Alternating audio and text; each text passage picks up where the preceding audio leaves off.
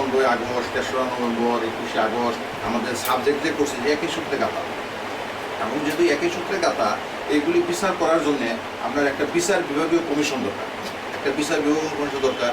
একবারে 75 থেকে আপনার এই 21শে আগস্ট পর্যন্ত যে আপনার এই হত্যাকাণ্ডগুলি হয়েছে, এমনকি মাঝেও যে হত্যাকাণ্ড হয়েছে আপনারা জানেন যে ওই একজন সেনা শাসক নামই বলা আসলে যদি নাম বলতে সে ঘৃণা করে, জিয়াউর রহমান সাহেব, সে আপনার কতগুলি মানুষকে খুন করছে, আপনার সামরিক বাহিনীর মধ্যে হত্যা করছে, বেসামরিক হত্যা করছে, এই সকল হত্যাকাণ্ডের জন্য যারা এরকম হত্যাকাণ্ড রাজনৈতিক কারণে হত্যাকাণ্ড, এই জন্য একটা কমিশন হইতে পারে। যেমন স্বাধীনতা বিরোধী আপনার যে জন্য মানবতা বিরোধী আপনার ট্রাইব্যুনাল হয়েছে, এটা একটা ট্রাইব্যুনাল হইতে পারে। ট্রাইব্যুনাল আপনার এই রাজনৈতিক হত্যাকাণ্ড ট্রাইব্যুনাল, বিশেষ ট্রাইব্যুনাল হইতে পারে।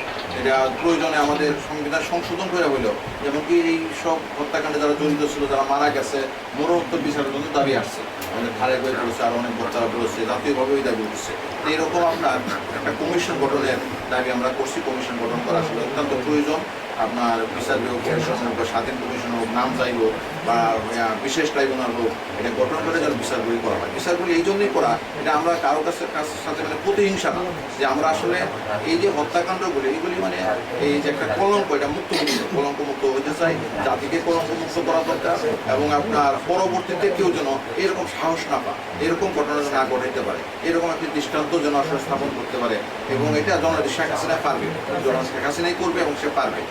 এর উদাহরণ সে দেখাইছে যে 44 বছর পরে যুদ্ধাপরাধীদের বিচার যখন আপনার নবম সংসদে এটা বিল আনলো, যখন নির্বাচনী মানে ম্যানিফেস্টো দিল, তখন বলছে যে এটা এমনি দিচ্ছে, এটা সম্ভব না। এমনকি বিচার যখন শুরু হয়েছে তখন অনেক বলেছে যে এরকম মানে ওই উমুকের বিচারের রায় হয়েছিল, পরে বিচারক হাফিল করেছিল, তো এইটা ওই নিজামীর ওই আরো সেলিম এখন বিচার সম্ভব হইতো না। এগুলি কার্যকর করে দেখাইছে। কিন্তু এটা যেহেতু সম্ভব হয়েছে, জেল হত্যার বিচারও হবে, 21শে আগস্টের বিচারও হবে, এবং এটা জননেত্রী শেখ হাসিনার মানে শাসন আমলেই হবে। এবং এই পিরিয়ডে না হয় বাংলার মানুষ আবারও তারা মানে এই দেশ পরিচালনার দায়িত্বে আনবে, এবং এটার নির্বাচনী প্রচারণা অলরেডি শুরু হয়েছে। বলেছে যে আপনারা যার যে এলাকাতে মানুষের সাথে যান, মানুষের বিষয়, আমরা যারা লেখক, আমরা যারা কবি, আমাদেরও লিখতে হবে, মানুষকে আবার সচেতন করতে হবে যে এই বাংলাদেশ যে দ্বারাই এখন ফিরে এসেছে মুক্তিযুদ্ধের চেতনা, এটা অব্যাহত রাখার জন্য জননেত্রী শেখ হাসিনাকে আবারও দেশ পরিচালনার দায়িত্ব আনতে হবে। আমাদের সামনে যে আপনার দ্বাদশ সংসদ নির্বাচন আসতে হবে, এবং ওইসব নির্বাচনে আপনার যারা মুক্তিযুদ্ধের চেতনায় এরকম উদ্বুদ্ধ মানুষ, নেত্রীর কাছে এটা আবেদন জানাইব যে সাবিকুর রহির মতো মানুষ, আমাদের কবি আব্দুল খালেক ভাইয়ের মতো মানুষ, যারা দীর্ঘদিন বঙ্গবন্ধুর জন্য কাজ করতে গিয়ে কারো হাত ভেঙে গেছে, কারো শরীর আজকে যে অসুস্থ, আপনার এরকম অসুস্থতা অন্যতম কারণ হয়েছে, তারা ওই বিরুদ্ধে শ্রম দিছে, তারা ব্যবসা বাণিজ্য করে অনেক টাকা পয়সা ইনকাম করে নাই, কাজে ওই রকম আপনার দেখা যায় অনেক চিকিৎসা করতে পারে না, এরকম অবস্থা। কারণ হচ্ছে তারা কাজ করছে বঙ্গবন্ধু আদর্শ বাস্তবায়নের জন্য, মুক্তিযুদ্ধ বাস্তবায়নের জন্য, এবং কিছু চাওয়া পাওয়ার জন্য। ত্যাগী নেতা যে বলে, তারাও ত্যাগী নেতা, এবং আমাদের যারা 71-এ আপনার শব্দ সৈনিক ছিল তাদেরকে মুক্তিযুদ্ধ ঘোষণা করা হয়েছে। কিন্তু যারা আপনার এই যুদ্ধাপরাধীদের বিচারের দাবিতে আন্দোলন করলো, এবং আপনার জনতার মঞ্চ যারা তৈরি করলো,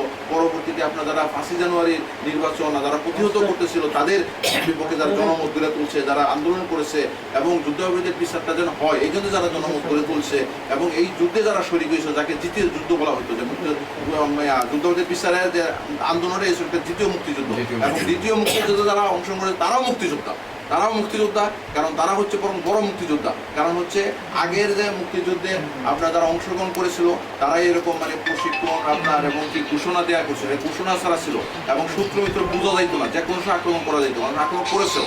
এই যুদ্ধে এমনও আমাদের অব্যাহত রাখতে হবে। ইতিমধ্যে আমাদের কাজী মাসুদ ভাই বলেছে যে এই যুদ্ধাপরাধীদের কয়েকজনের সাজা হয়েছে, কয়েকজনের বিচার হয়েছে, এরকম তাদের নাতিপুতি, তাদের দল, তাদের মতাদর্শের লোকজন এখনো আছে, এবং হেরাও সংখ্যা বাড়ছে, হেরাও একজনের করতে আরেকজন হয়েছে, এরকম হেদেরও ছেলে মেয়ে হয়েছে, হেরাও তো ব্যবসাদী করছে, তাই না? কাজে হেদের এখনো কার্যক্রম আছে। কাজেই আমাদের আরও বেশি সচেতন থাকতে হবে, এবং আমাদের সকলকে ঐক্যবদ্ধভাবে আমাদের আপনার বঙ্গবন্ধু আদর্শ চেতনা বাস্তবায়নে আমরা কাজ করবো, এই আহ্বান আমি জানাই। এবং বঙ্গবন্ধু গবেষণা পরিষদ এটা মনে করে যে এই মানে জেল হত্যা, বঙ্গবন্ধু হত্যাকাণ্ড এবং আপনার 21শে আগস্টের হত্যাকাণ্ডের জন্য একটি স্বাধীন বিচার কমিশন গঠন করতে হবে, এবং এটা অবিলম্বে করতে হবে। এটা এই সরকারের সময় এখনই করা দরকার। এটা আমরা বলতেছি যেহেতু জননেত্রী শেখ হাসিনা দেশ পরিচালনার দায়িত্ব আছে এখনই করা দরকার।